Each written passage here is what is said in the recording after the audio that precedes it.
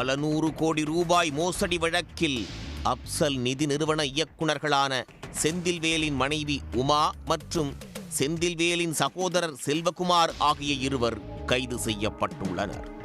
நிதி நிறுவன மோசடி வழக்கில் பொருளாதார குற்றப்பிரிவு மந்தமாக செயல்படுவதாக உயர்நீதிமன்ற மதுரை கிளை சுட்டிக்காட்டியதைத் தொடர்ந்து அதிரடி நடவடிக்கை பாய்ந்துள்ளது. நிதி நிறுவன இயக்குநர்கள் கைது செய்யப்பட்டுள்ள நிலையில் முதலீட்டாளர்களின் பணம் எங்கே?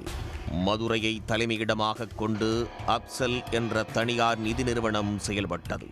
இந்த நிறுவனம் அதிக வட்டி தருவதாக ஆசை வார்த்தை கூறியதை நம்பி மாநிலம் முழுவதிலும் உள்ள பல்லாயிரக்கணக்கான மக்கள் பல நூறு கோடி ரூபாய் வரை முதலீடு செய்திருந்தனர்.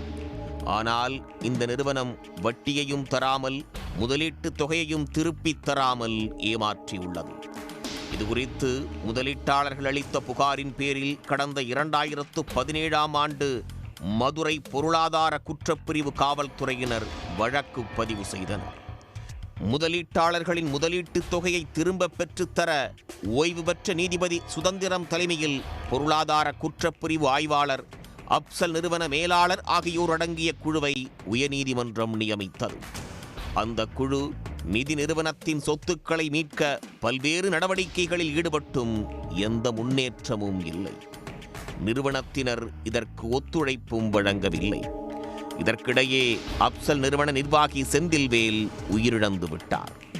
இதையடுத்து குழு கலைக்கப்பட்ட நிலையில் இந்த மோசடி தொடர்பாக மனுதாரர் ஒருவர் தொடர்ந்த வழக்கில் இனியும் பொருளாதார குற்றப்பிரிவு போலீசார் கூறும் காரணங்களை ஏற்க முடியாது, இந்த வழக்கை 6 மாதங்களில் விசாரணை செய்து முடிக்க வேண்டும் என்றும் பாதிக்கப்பட்டவர்களுக்கு நிவாரணம் வழங்க நடவடிக்கை எடுக்க வேண்டும் என்றும் உயர்நீதிமன்ற மதுரை கிளை அமர்வு நீதிபதி புகழேந்தி அறிவுறுத்தினார்.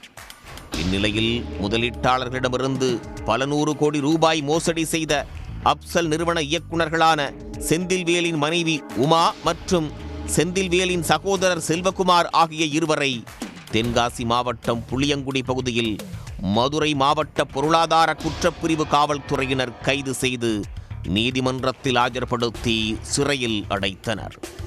அவர்களை காவலில் எடுத்து விசாரித்தால்தான் பொதுமக்களிடம் பெற்ற பல நூறு கோடி ரூபாயை என்ன செய்தார்கள், எங்கு முதலீடு செய்து வைத்துள்ளார்கள் என்பது குறித்து தெரியவரும் என்று கூறப்படுகிறது.